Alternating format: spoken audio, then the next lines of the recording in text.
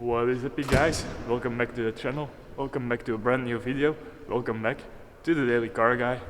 Today, well, since I have collected a lot of data before buying the car, I kinda, want to share that with you. Pretty much a video about the cost of ownership of a base model Porsche Cayman of 2009. It's a daily driver, so I want to be taking it out, not filming inside of the garage because that is just plain stupid, and I kind of guess it's really dark right now. I'm not sure.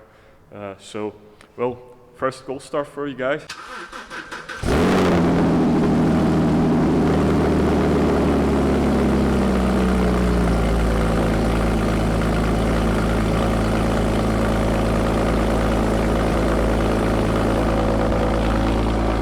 Sounds so good. It's really loud, and I might need to take a quick hike for it because otherwise the neighbors might get angry. So good. Well, that valve exhaust is just great. I'm trying to find a spot to film outside, maybe just under a bridge or something. Really hard to find that. As you can see, it's raining. Really proves this is a daily driven car, like I want it to be. A really good daily driver. Last video I mentioned the problem I have when trying to start the car with the clutch pedal sensor, because this is a manual. So I have 3 pedals and I'm having problems. Well, not anymore right now, so that's really weird, but I already looked up the parts, and since that's kind of maybe a maintenance cost or a driving cost of the car, I looked up the price of the sensor. It's 40 bucks for a new sensor.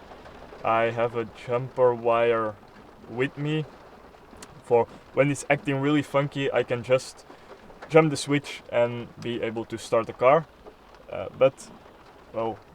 to be good, new sensor has to go in.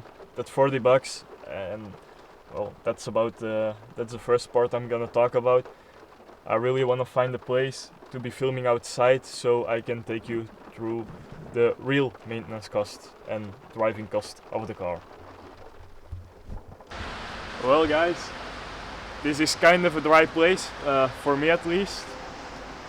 I'm under this thing, and from here out we can see the car, and gotta move a little. It's cold, but yeah, I wanted to show you the car in the light as I talk about it.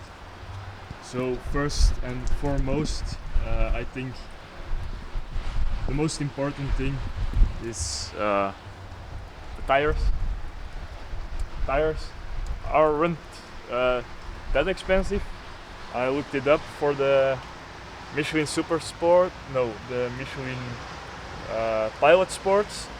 The tires are for the 18-inch wheels, standard Porsche wheels.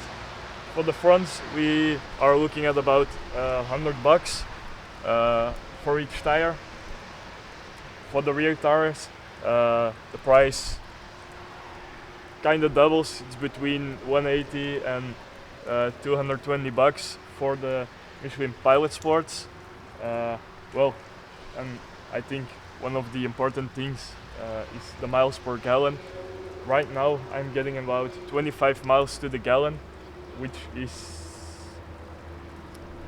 more than my Golf 3 has, and that was a 1.8. This is a 2.9 engine, so I can't really complain about that. The only thing that bothers me a little bit is that I see the current miles per gallon on the dashboard, and I really don't like to see that. I just want to drive and don't mind about that, but it's right in your face, so you can't look away from that, and that my Golf also didn't have. I just drove till the tank was empty and I filled it up, and that's kind of what I want to do with this thing also. And then one thing, you won't be maintaining that much you will need to maintain them. It's very important. The brake pads are between 45 and 60 bucks for Bosch OEM parts. Well, I think that's a pretty good price. It's pretty okay. Could be a lot more. Well, a little more expensive are the brake discs, which is really normal. They're between 85 to 100 bucks each. That's both front and rear thrown into one price. Both Bosch parts, really good parts, German parts, and well, on my Golf always use Bosch as well, so I'm really happy about the parts they produce. Just run back into the car because it's really icy wind out there, and I still was getting wet under the overhang. One more thing about the tires. For other brands like Bridgestone, Vredestein and Pirelli, for the rear ones you pay a little less than for the Michelins. I think, well, depending on what you're gonna use the car for. When you're going trekking, I really think you should get the Michelins. When you don't and it's just for normal road usage, you can maybe go a little bit cheaper on the tires. Don't hate me for that, but you can. Pirellis are also really good tires, so you can kinda cheap out on them, but not too cheap, just a little bit. From inside the garage, just another quick, well, the most important thing I forgot to mention, and that's why I'm just gonna throw this clip in between the maintenance of the car, the normal maintenance, oil change, filter changes. When you do it at the Porsche official dealership, that's about 800 bucks for a service. When you do it at a Porsche specialist, it's about half the price, from 400 to 500 euros for the service. When you're a DIY guy, it's actually an engine you can work on yourself.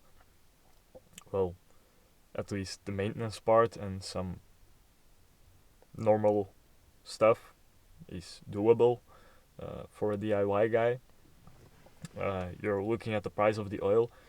It's 5W50. That's almost 50 bucks for 5 liters, and I think this car needs 7, so that's a pretty normal price.